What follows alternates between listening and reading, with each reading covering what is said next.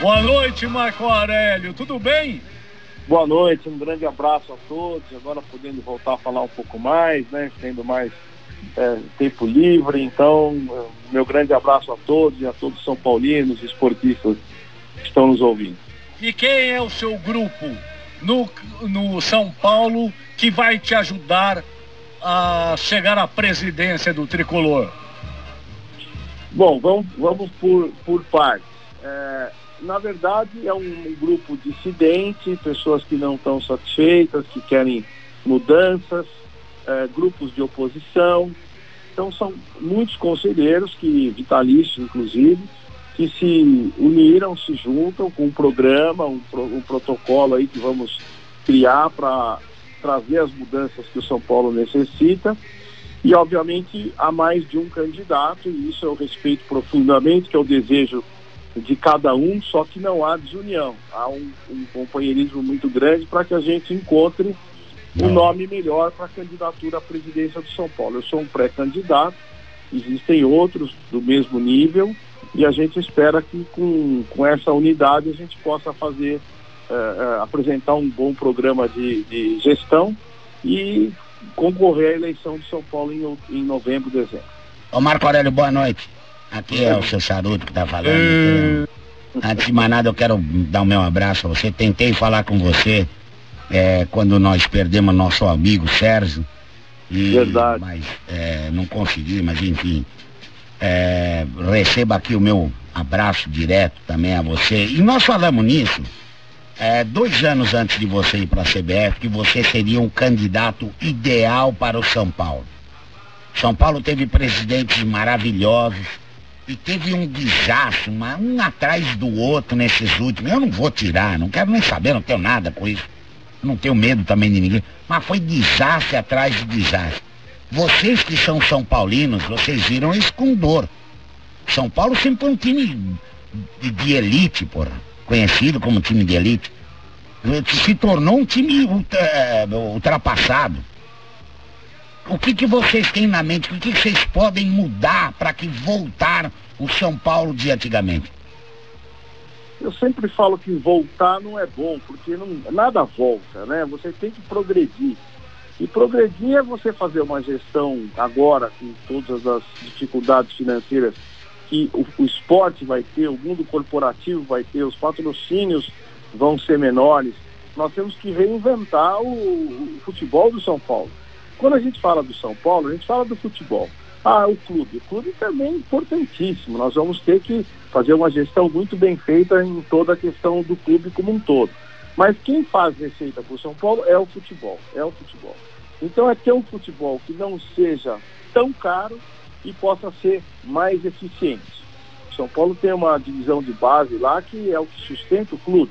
Há anos trazendo grandes nomes, jogadores se revelam lá como expoentes para a Europa, que não voltam. O São Paulo é um clube que, quando negocia jogador, não chama recall, não tem recall, o cara fica na Europa.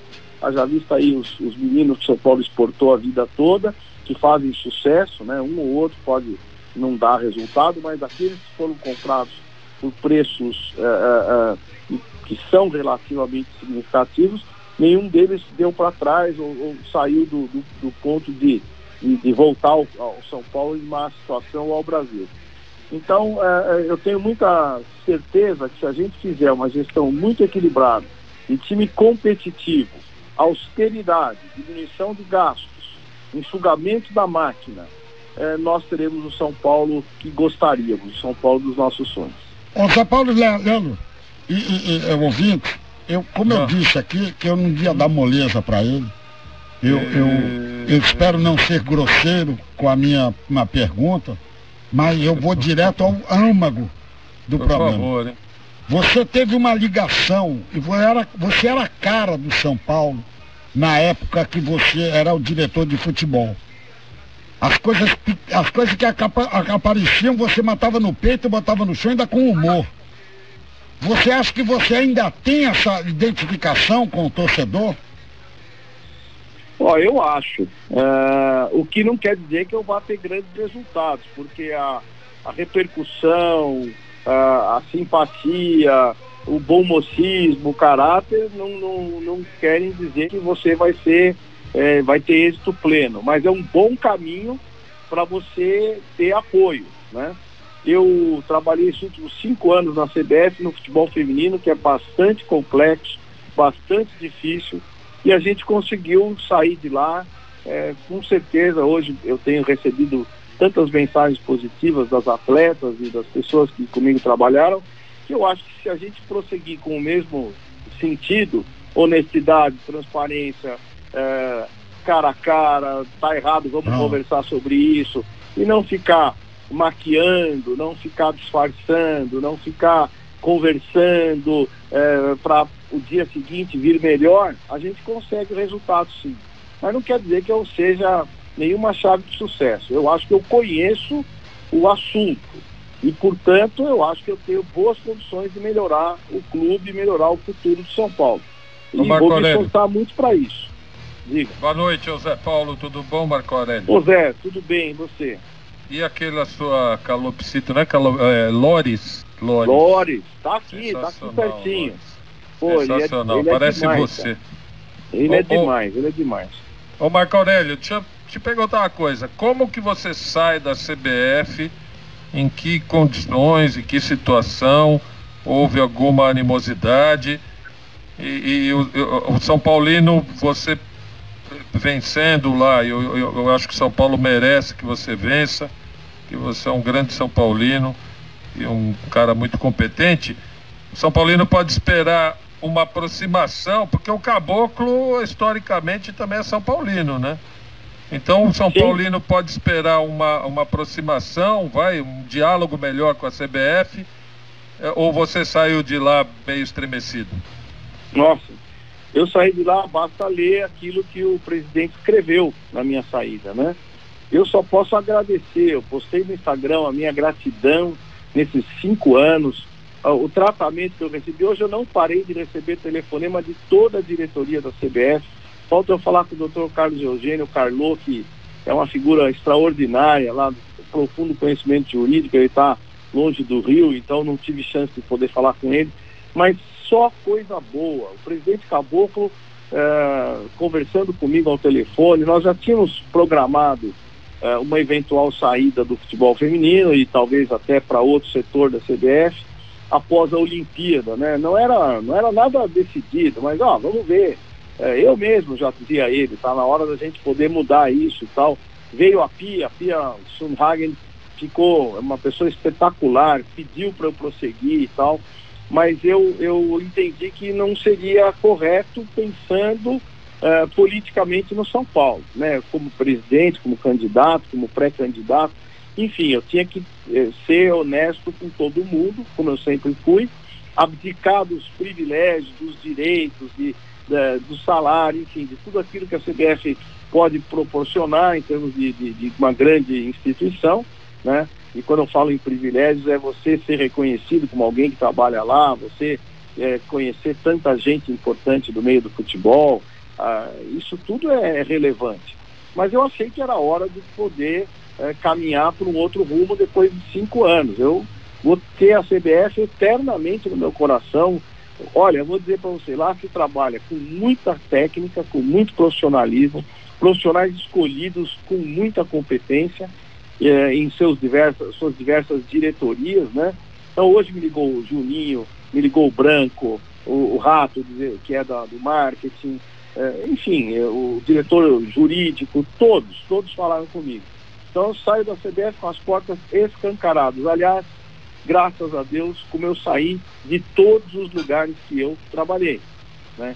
Foi assim, no Guarani, eu saí quando eu voltei para São Paulo em 2002, o falecido, lamentavelmente saudoso Zunino, presidente do Avaí, eu estava no Avaí, ele falou assim, não, você não sai do Avaí, eu vou te devolver ao São Paulo.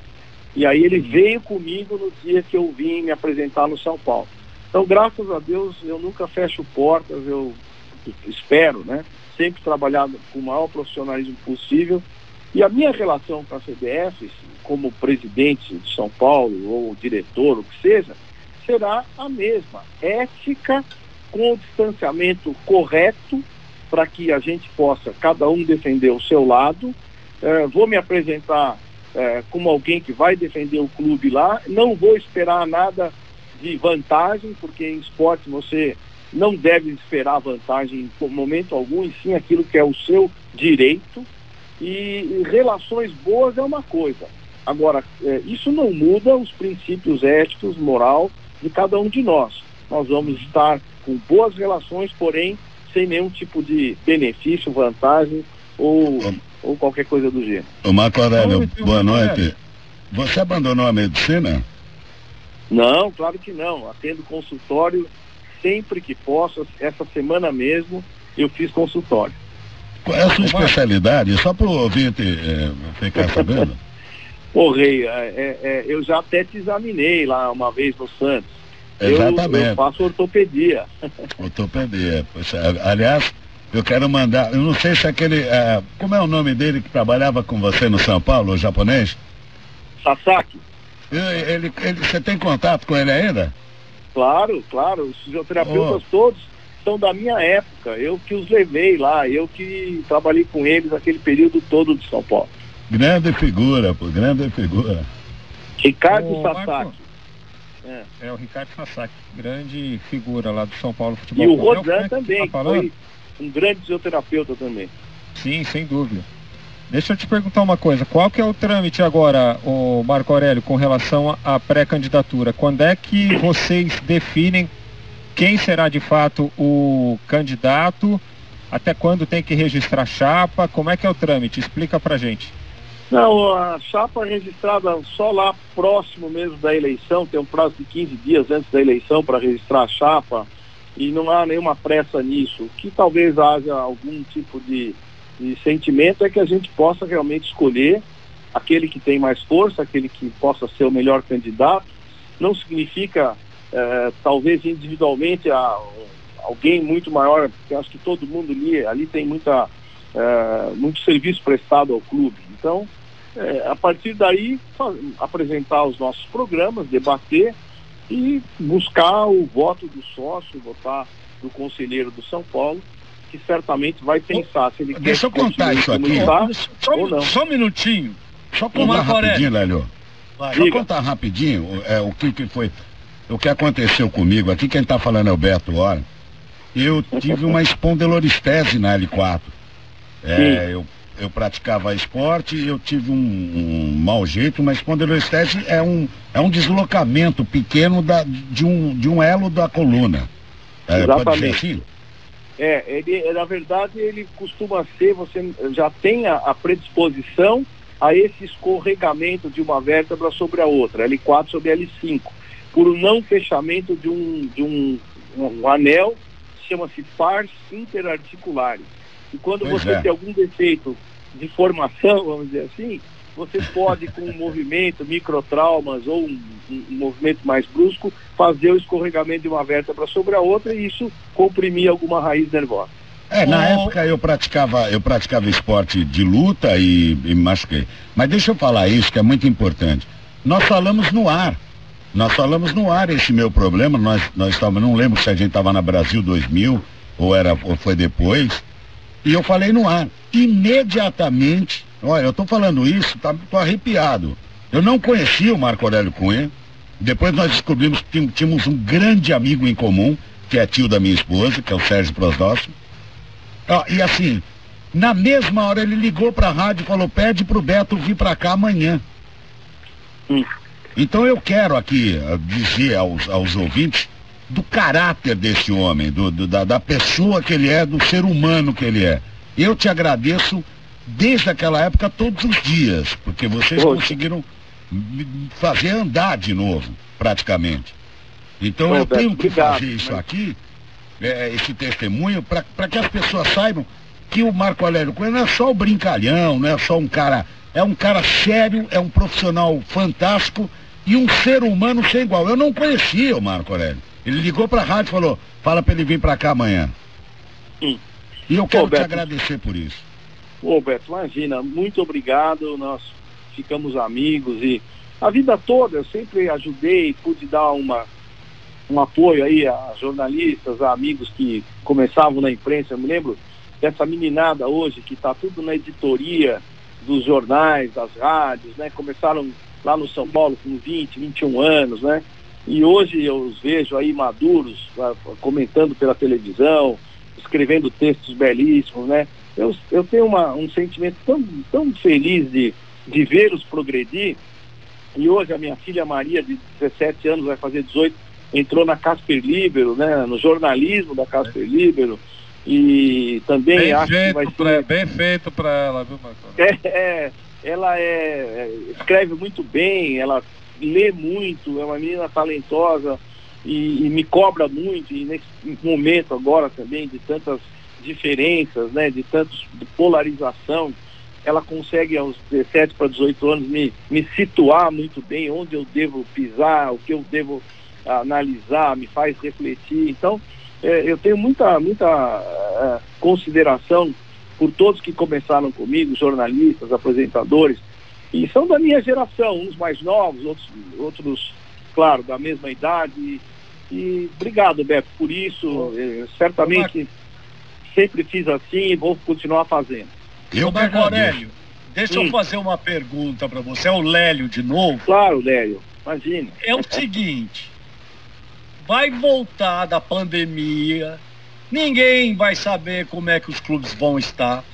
O São Paulo tem uma dívida enorme. Como é que você, se na tua cabeça...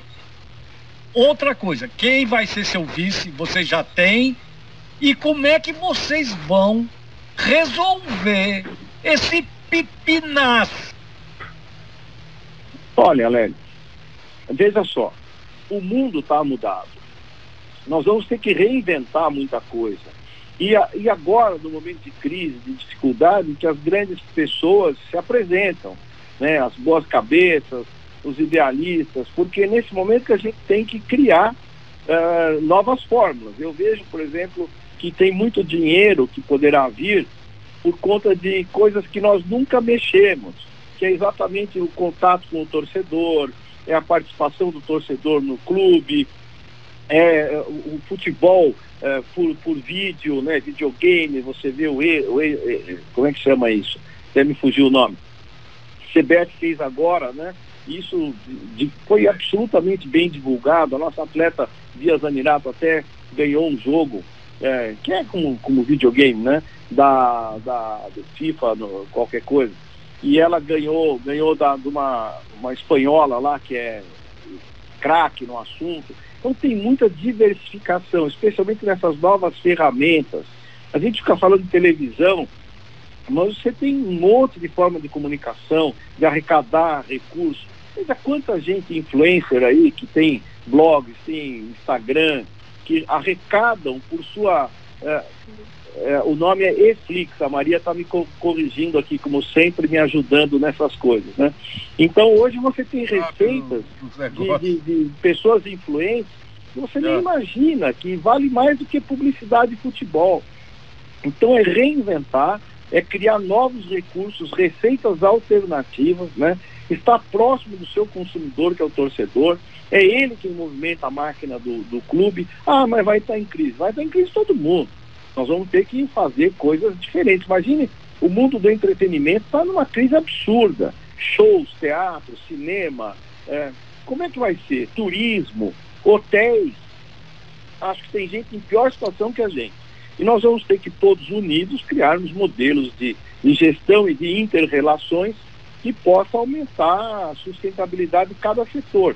Futebol depende de hotel, depende de companhia aérea, depende de viagem, depende do público, depende de receita de televisão, das plataformas novas de comunicação.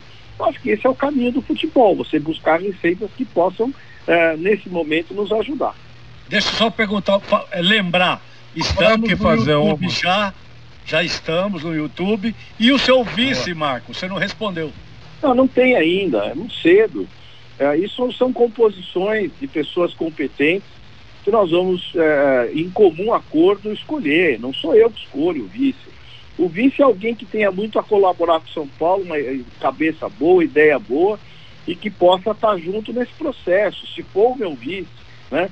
Se eu for o candidato. Então, Não é um vice que possa não ter o que contribuir, é alguém que virá para contribuir. Isso vai ser, obviamente, discutido e o melhor, aquele que for mais disponível, vai participar. Não há por que escolher, sair batendo no peito, sou eu o candidato. Não, é um grupo que está se reunindo de dissidência, de opositores, até gente da própria diretoria atual, do presidente, que também não está muito confortável, que quer uma mudança, e nem por isso precisa brigar com ninguém. Olha, quem é? O Marco Aurélio, é o fulano. Ah, legal, gosto dele, apoio, vou votar. Você não cria inimigo na campanha, você cria companheiros que vão lutar pelo bem do clube. Então, a gente vai juntar todos esses que queiram fazer alguma coisa diferente pelo São Paulo. Pegando uma deixa aí de uma resposta que você deu anteriormente, que é a utilização das redes sociais, essas ferramentas que a modernidade colocam pra gente, né? São Paulo tem feito um trabalho que chama bastante atenção nas categorias de base relacionado à comunicação, que é justamente o fato de, assim, qualquer jogo hoje do juniores, das categorias de base do São Paulo, você consegue assistir nas redes sociais, porque o São Paulo acaba transmitindo o jogo através da sua equipe lá de comunicação. Queria saber o que é que você pensa a respeito disso, desse trabalho, o quanto ele é importante para a visibilidade desses meninos e para o clube também, e como é que você pretende trabalhar a categoria de base, que é reconhecidamente talvez aquela que mais ajuda um clube no futebol brasileiro do ponto de vista financeiro. Não há dúvida que a formação que o São Paulo tem é a melhor do país, né? Se não é uma das 3 melhores, para não ser injusto com outros clubes bons também. Mas, por exemplo, hoje você faz transmissão através do Twitter, você faz transmissão através do Facebook, tem da Zon, Amazon, quer dizer, você tem uma série de plataformas que você facilmente hoje, com baixo custo, com um celular ou 2, você transmite um jogo. Isso gera repercussão, os atletas ficam vistos, conhecidos, o público fica interagindo com as futuras promessas do São Paulo e corre-se o risco até de muita gente ficar olhando o jogador para tentar tirar do clube, que é outro problema. Se você expõe, você fica com o risco da exposição. Se você não expõe, você não dá a ele conhecimento e maturidade. É você saber o controle das coisas, ter relação pessoal com atletas e pais de atletas confiável, que eles não conspirem contra o clube, que não haja interferência negativa na relação entre o clube e atleta. Eu, graças a Deus, sempre consegui fazer isso bem. Um outro caso que escapou. Mas a gente consegue mostrar para o atleta que o clube é relevante na vida dele, será relevante na vida dele. Isso são instrumentos e ferramentas fundamentais para a gente poder mostrar o futebol e, ao mesmo tempo, observar outros jogos, conhecer as outras equipes, ver jogadores de longe, de outros estados, porque nenhum jogador nasce mais em São Paulo, capital. Alguém quer fazer uma pergunta para o Marco Aurélio Cunha? Como é que é aquela história? O Marco Aurélio, eu vou fazer uma pergunta. Uma vez, um presidente do São Paulo falou pra gente, falou assim: enquanto eu for presidente do São Paulo, o Vanderlei Luxemburgo não trabalha aqui. E aí? Isso aí foi o seguinte, eu já até expliquei isso outro dia, alguém me perguntou. Vamos entender por que o Vanderlei ficou antipatizado lá naquela época. Porque nos anos 92, 93, São Paulo foi bicampeão do mundo, o Palmeiras teve aquele time formado pela Parmalat, aquela época, então um baita time também, e se rivalizavam, né? O São Paulo do Pelé e o Palmeiras do Vanderlei. E havia aquelas conversas, esquema Parmalat, o Pelé também falava bastante, reclamava, arbitragem e tal. E o Vanderlei, claro, do lado dele, defendia o processo, dizendo que não era assim e tal. E defendeu muito o Palmeiras, o que é correto, né? E criou um clima de rivalidade entre ele, o Pelé, o São Paulo e o Palmeiras, até porque eram os 2 melhores times do Brasil naquele ano, né? E isso gerou uma antipatia do Vanderlei dentro do São Paulo, que foi passando de geração em geração.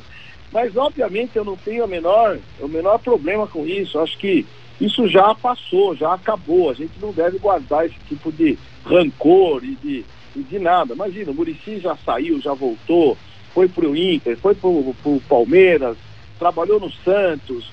Não há problema em relação a isso. São profissionais do futebol.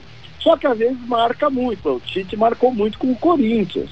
Então há quem fala, é aquele corintiano. Pô, o cara é profissional. Quando ele vence num clube, o Felipão, com o próprio Palmeiras, fica muito marcado como uma figura, o Muricy no São Paulo, como uma figura daquele clube. Que bom que é assim. Mas não é por conta disso que ele não pode trabalhar num outro clube. Então ficou essa marca ao Vanderlei, que para mim é ultrapassada, não existe mais isso. E obviamente ele tem todo, na minha opinião, portas sempre abertas para trabalhar em qualquer lugar. Eu acho que não teria, em hipótese alguma, esse tipo de antiprofissionalismo hoje, né, mais fácil falar, de barrar isso. Isso já não vale muito para jogador, porque tem jogador que marca demais com uma camisa e vira ídolo, tal. Bom, o Rogério Ceni, se ele fosse goleiro ainda, dificilmente ele jogaria no Palmeiras ou no Corinthians, pelo tamanho do Rogério Ceni no São Paulo. Mas para treinadores, dirigentes, eu acho que isso não tem importância. A última pergunta para Marco Aurélio Cunha, quem se habilita, porque a gente precisa liberá-lo. Eu gostaria de fazer uma pergunta. Diante desse diálogo maravilhoso, desse speech que você falou, você, presidente, você abriria as portas para mim? Pô, Vanderlei, as portas estão abertas a todos, não só a você. Eu aprendi, e cada vez mais eu aprendo, inclusive com a minha filha, que a gente não deve ter nenhum preconceito, nenhuma consideração, nenhuma barreira a ninguém. E, portanto, todos os profissionais serão sempre muito bem-vindos. O que precisa é estar no momento bom, na hora certa, para estar no lugar certo. Às vezes as pessoas estão no momento errado e no lugar certo. Então, nem o Vanderlei, nem o Felipão, ninguém tem porta fechada comigo em nenhum lugar que eu estiver. Aliás, ninguém tem, nenhuma pessoa. Marco Aurélio para presidente já! Ô, professor. Ô, Marco Aurélio. Oi. Aqui da minha parte, a pergunta é a seguinte. Você conta com o apoio da família Caboclo para a sua candidatura, ou isso também será discutido? Porque eu imagino que seja um apoio relevante e importante. Eu acho que quando você está numa eleição, você não nega apoio de ninguém, né? Mas também não obriga ninguém a votar em você. Eu não sou daquele candidato que cerca frango, fica atrás do cara o dia inteiro, implorando, prometendo. Eu não prometo nada a ninguém. Eu acho que se as pessoas tiverem a espontaneidade, o tempo, a vontade de votar, eu agradeço muito. Mas perdoo e reconheço que nem sempre é possível. Então eu não quero gerar compromissos com a família Caboclo, porque elas têm a sua identidade própria, têm as suas dificuldades por alguma razão, e eu agradeceria se pudessem me apoiar, mas não obrigo isso, nem determino que isso aconteça, e nem forçarei que isso aconteça. Eu só queria que o professor perguntasse para você, você perdoou ele pelaquela ocasião que ele encontrou você no shopping e pensou que fosse um bebê? O professor. Eu acredito que ele me perdoou por isso, eu e a Jo. A Jo queria levar ele para casa. Achava que era uma criança. Quando ele sentou na mesa para me contratar, a Jo falou que bonitinho, já pegou ele na mão e já foi pra Petistil comprar roupa. Ainda bem que ela me levou lá naquele cercadinho que fica criança, né, no shopping, né? Ainda bem que era para comprar uma roupinha. Marco Aurélio, estou torcendo muito, o futebol precisa aqui de São Paulo, principalmente, a gente precisa de você, você é importante, você é um cara do bem, como o Lélio falou, e o futebol precisa disso. Ganha logo essa eleição, quando que vai ser? Novembro, a primeira etapa. E o São Paulo está atrasado ainda, que torcedor, o sócio não vota, é voto por tabela, de conselheiro? A parte social vota em 100 conselheiros, né, que é uma eleição dos conselheiros, e esses se juntam aos vitalícios e aí sim se dá a eleição do presidente. Esse é o sistema de votação de São Paulo. Mas você vai mudar isso? Você vai mudar isso, eleito presidente?